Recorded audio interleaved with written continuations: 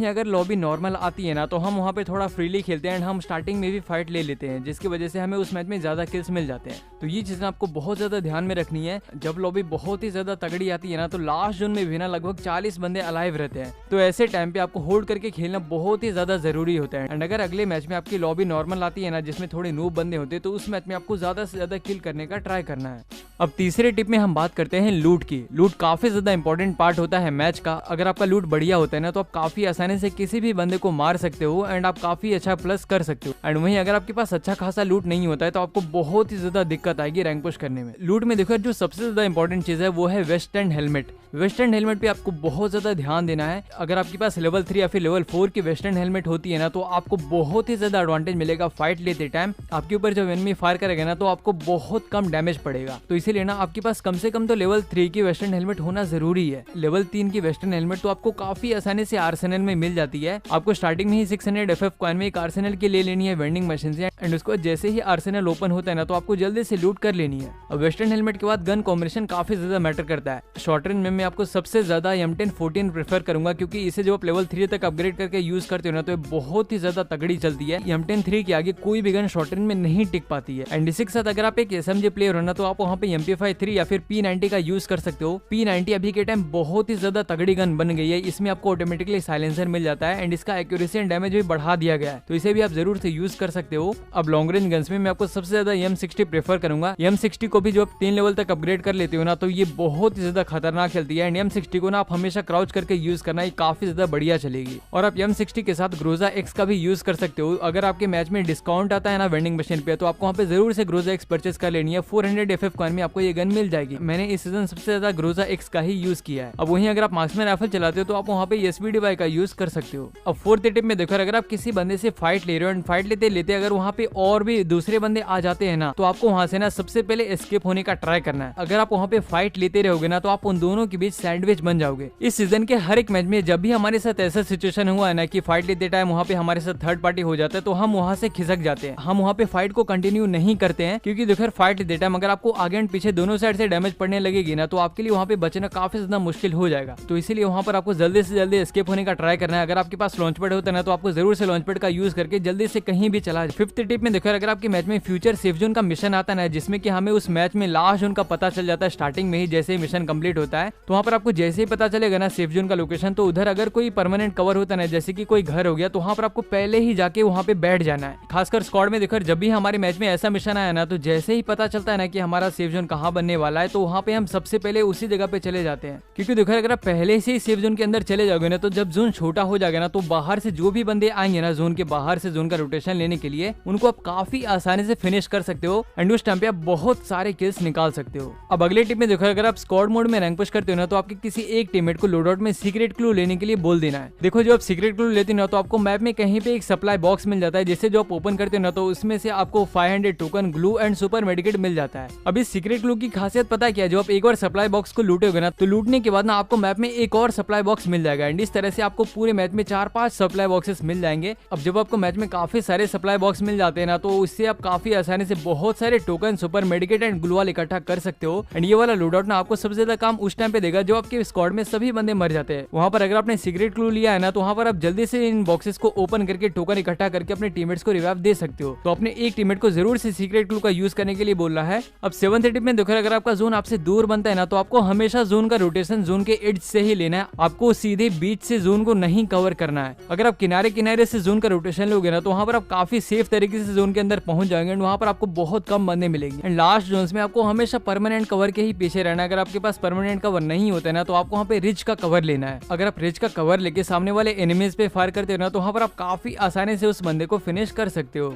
अब अगले टिप में देखो अगर आपके स्क्वाड में सिर्फ आप ही बचे रहते हो ना तो वहाँ पर ना आपको ज्यादा से ज्यादा सेफ खेलने का ट्राई करना है। आपको फाइट्स को अवॉइड करना है, कैसे भी करके ना आपको उस मैच में अच्छी पोजीशन निकालने का ट्राई करना है। अगर आप टॉप 2 या फिर टॉप 3 कर लेते हो ना तो वहाँ पर आपका माइनस नहीं लगेगा। लास्ट जोन में अगर वेंडिंग मशीन आपसे दूर रहती है ना तो आपको वहाँ पे रिवाइव कराने नहीं जाना है। अगर आप लास्ट जोन में रिवाइव कराने जाओगे ना यार तो वेंडिंग मशीन के पास आपको बहुत सारे एनिमीज मिलेंगे जिसकी वजह से आपको बचना मुश्किल हो जाएगा। अगर आप अपने टीममेट्स को रिवाइव देते देते मर भी जाते हो ना तो वहाँ पर आपको ज्यादा फायदा नहीं मिलेगा क्योंकि लूट तो आपके पास है ना, आपके टीममेट्स के पास ज्यादा लूट नहीं होता है लास्ट में रिवाइव होने के बाद, तो वहाँ पर वो लोग भी एनिमीज को नहीं मार पाएंगे। जैसे ही वो लैंड करेंगे ना, तो जो भी एनिमी पास होगा वो काफी आसानी से आपके टीममेट्स को खत्म कर सकता है, तो इससे आपको कोई भी फायदा नहीं मिलेगा। तो अगर वेंडिंग मशीन दूर रहती है ना, तो वहाँ पर आपको बिल्कुल भी रिस्क नहीं लेना है, उसकी वजह आपको पोजीशन निकालने का ट्राई करना है। अगर आप अच्छा खासा पोजीशन निकाल लेते हो तो आपका कम से कम माइनस तो नहीं लगेगा ना। अब आज के लास्ट में मैं आपको एक मिस्टेक के बारे में बताता हूँ जिसे आपको बिल्कुल भी नहीं करनी है। देखो, खासकर लास्ट जोन्स में आपको अकेले किल के पीछे नहीं भागना है। अगर आप अकेले किल के चक्कर में एनिमीज पे रश करके खुद मर जाओगे ना, तो वहाँ पर आपके स्क्वाड के लिए काफी ज्यादा मुश्किल हो जाएगी वो मैच बुया निकालना। तो इसीलिए चाहे सामने क्यों ना एक या दो ही बंदे हो, वहाँ पर आपको अकेले नहीं जाना है। आपको हमेशा अपने साथ एक और टीममेट को लेके जाना है, जिससे कि अगर आप सामने वाले एनिमीज को डैमेज देने के बाद खुद नॉक हो जाते हैं ना, तो आपका जो टीममेट है ना, वो काफी आसानी से सामने वाले एनिमीज को मार के मैच बुया निकाल देगा। तो इस चीज का आपको बहुत ज्यादा ध्यान रखना है।